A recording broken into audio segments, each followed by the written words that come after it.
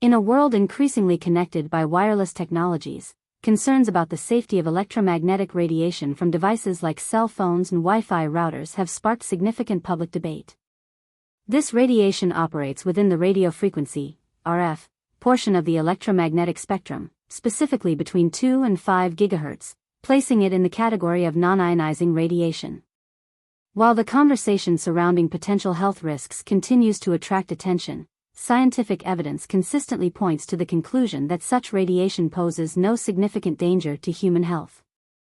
Radiofrequency radiation is fundamentally different from ionizing radiation, such as X-rays and ultraviolet light, which have sufficient energy to ionize atoms and molecules.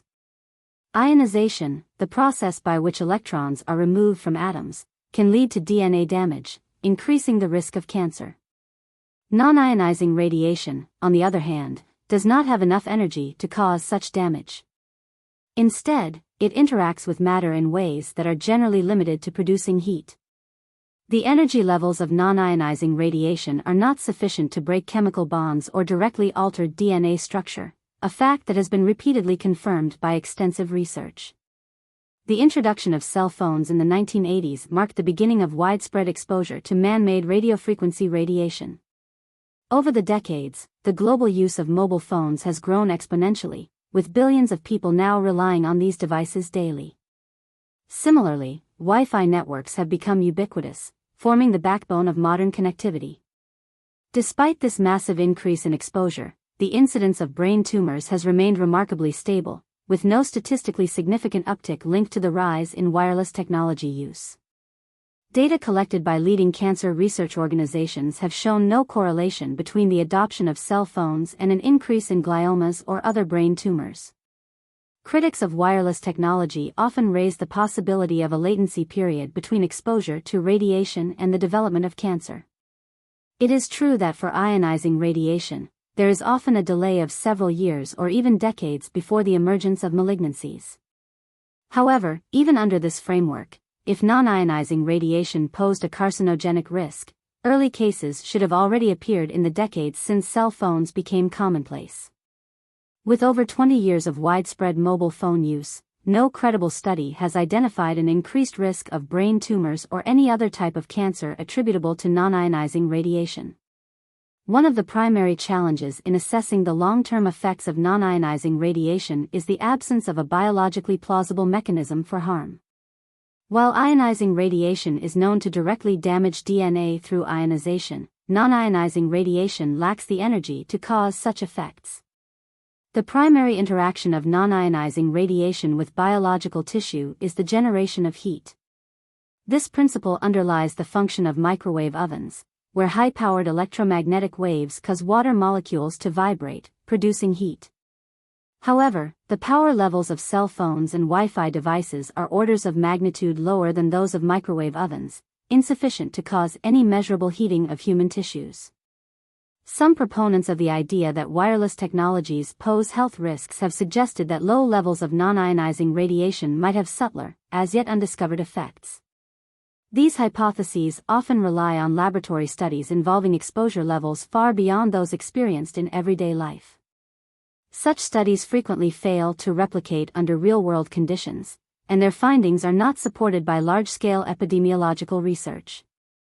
The majority of peer-reviewed studies examining the relationship between cell phone use and cancer risk have concluded that there is no credible evidence of harm.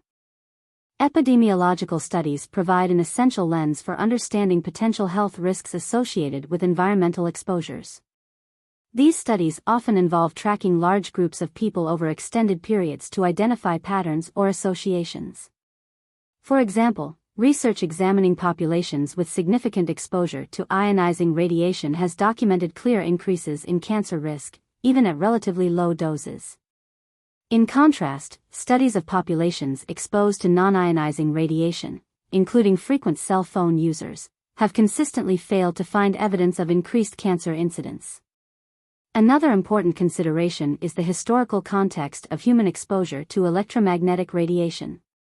Non-ionizing radiation is not a new phenomenon. Natural sources such as cosmic microwave background radiation have bathed the Earth for billions of years.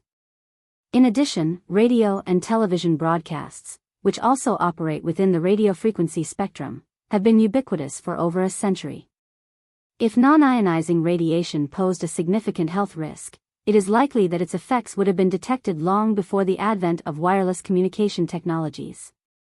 Despite the lack of scientific evidence supporting claims of harm, concerns about non-ionizing radiation persist in some quarters. The proliferation of online forums, blogs, and social media platforms has made it easier than ever for misinformation to spread. Some groups have seized on anecdotal reports or isolated studies with inconclusive findings to argue that wireless technologies are unsafe. In many cases, these claims are amplified by sensationalist media coverage that prioritizes controversy over scientific accuracy. The role of regulatory agencies and public health organizations in addressing these concerns cannot be overstated. Institutions such as the World Health Organization and the Federal Communications Commission have established guidelines for safe exposure to electromagnetic radiation. These guidelines are based on decades of research and are designed to ensure that exposure levels from wireless devices remain well below thresholds known to cause harm. Adherence to these guidelines has resulted in a safety record for wireless technologies that is unparalleled in the history of consumer electronics. Efforts to educate the public about the science of non-ionizing radiation face significant challenges. The complex nature of electromagnetic phenomena can make it difficult for non-specialists to distinguish between legitimate scientific findings and speculative claims. Misunderstandings about the nature of radiation often lead to unnecessary fear. For example, the term radiation is frequently associated with nuclear energy or medical X-rays, which involve ionizing radiation with well-documented risks. This association can create unwarranted anxiety about non-ionizing radiation, despite its fundamentally different properties. One of the most compelling pieces of evidence against the hypothesis that non-ionizing radiation causes cancer comes from studies examining trends in brain tumor incidence over time. If wireless technologies were a significant risk factor, one would expect to see a corresponding increase in brain tumor rates following the widespread adoption of cell phones. However, comprehensive analyses of cancer registry data have found no such trend. These findings are consistent across multiple countries and demographic groups, further strengthening the case against a causal relationship. The hypothetical risks associated with non-ionizing radiation can be contrasted with the well-established benefits of wireless technologies. Mobile phones and Wi-Fi have revolutionized communication, enabling instantaneous access to information and connecting people across the globe. These technologies have also played a vital role in advancing healthcare, education, and commerce. While it is important to remain vigilant about potential risks, the overwhelming body of scientific evidence indicates that the benefits of wireless technologies far outweigh any hypothetical harms. Public concerns about wireless technologies often stem from a broader anxiety about rapid technological change. Throughout history, new technologies have frequently been met with skepticism and fear. For example, the introduction of electricity in the late 19th century sparked concerns about its safety, with some critics warning of dire health consequences. Over time, as the benefits of electricity became evident and its risks better understood, these fears subsided. A similar process is likely unfolding with wireless technologies as public awareness of their safety improves. Ultimately, the debate over non-ionizing radiation highlights the importance of evidence-based decision-making in public health. While it is natural to question the safety of new technologies, these questions must be addressed through rigorous scientific inquiry. Anecdotal reports and speculative hypotheses cannot substitute for the robust methodologies of epidemiology and physics. By prioritizing science over fear, society can continue to harness the transformative potential of wireless technologies while ensuring the safety and well-being of future generations. In conclusion, the weight of scientific evidence overwhelmingly supports the safety of non-ionizing radiation from wireless technologies. The absence of a plausible biological mechanism, the stability of brain tumor rates over decades, and the findings of large-scale epidemiological studies all point to the same conclusion. Radiofrequency radiation from cell phones and Wi-Fi poses no significant health risk.